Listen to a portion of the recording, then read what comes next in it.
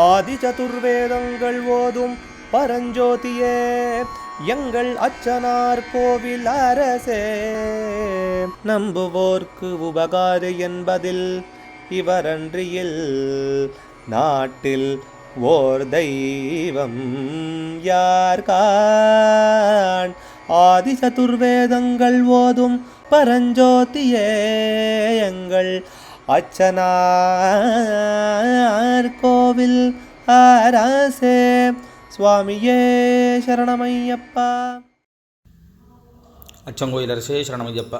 பகவானுடைய 122வது திருப்பெயர் தர்மவத்சலாய நமஹா. தர்மத்தை நேசிப்பவனுக்கு நமஸ்காரம். இல்லைன்னா தர்மத்தில், அதாவது தர்மத்தை உடையவர்களிடத்தில், தர்ம வழியில் நடப்பவர்களிடத்தில் வத்சல தாய்ப்பாசம் போட உள்ளவன். ஒரு சத்தியம் தர்மங்கிறது ஒன்று இருந்துடுத்துனா அந்த இடத்துல மற்றதெல்லாம் தானாக தேடி வரும் அப்படின்னு வேதம் சாஸ்திரம் எல்லாமே சொல்கிறது. அதனால் முன்னாடி சொன்ன 2 நாமாக்களுக்கு இதோடு சேர்த்துக்கணும்.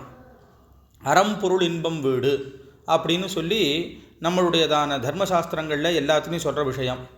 ஒருத்தன் அடைய வேண்டியதுன்னு கேட்டாக்கா தர்ம அர்த்த காம மோட்சம் அப்படின்னு 4 வகை புருஷார்த்தங்கள்னு கொண்டு போய் சொல்லும். இது எல்லாமே தர்மத்தோடு ஒட்டி இருக்கணும். பகவான் ராமன் தன்னுடைய தாயார்கிட்டக்க, இன்னும் பரதன் கிட்டக்க எல்லா இடத்துலையும் அப்பா சொன்னதை ஏதோ இது பண்ணியாச்சு, போதும் கொஞ்ச நாள் இருந்தது, இல்லை போகவே வேண்டாம் காட்டுக்கு வந்துடுன்னு சொல்கிற இடத்துல அப்போ அவர் சொல்கிறார், இந்த ஒவ்வொரு மனிதனும் அடைய வேண்டியது 4 புருஷார்த்தங்கள். புருஷார்த்தங்கள்னு சொல்லி சொன்னால் புருஷார்த்தம்னா மோட்சம்தான். ஒரு புருஷன் அப்படின்னா இந்த இடத்துல எல்லா ஜீவன்களும் அடைய வேண்டிய அர்த்தம் பகவான், அது மோட்சம். ஆனால் அதை அடையிறதுக்கு 3 சாதனங்கள், அதை அடையிறதுக்கு இல்லை, அடைய வேண்டியதாக சொன்னது தர்மம் அர்த்தம் காமம் மோட்சம். இதில் தர்மம் பிரதானம், மோட்சம் கடைசி, நடுவில் இருக்கக்கூடியது அர்த்தம் காமம். அர்த்தம்னா சம்பாத்தியம்னு அர்த்தம், காமம்னா விரும்புகிறது, என்னென்ன வேணுமோ எனக்கு அது வேணும் இது வேணும் அப்படிங்கிற எண்ணங்கள். இந்த ரெண்டுத்தை சார்ந்து இருந்தால் தான், தர்மத்தை சார்ந்து அர்த்தம் இருக்கணும், சம்பாத்தியம் இருக்கணும், தர்மத்தை சார்ந்து விருப்பங்கள் இருக்கணும்.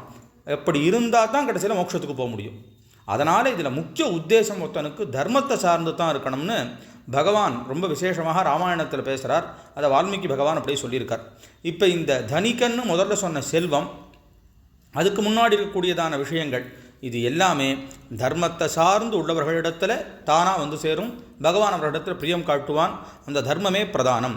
அதுக்கு தான் சொன்னதாக இருக்கிறது. இந்த தர்மம்னா என்ன அப்படிங்கிறத பற்றி பின்னாடி சொல்கிற நாமாவில் சொல்கிறதா இருக்கார். அச்சங்கோவில் அரசே சரணமையப்பா. அச்சனார் கோவில் அரசே. சுவாமியே சரணமையப்பா.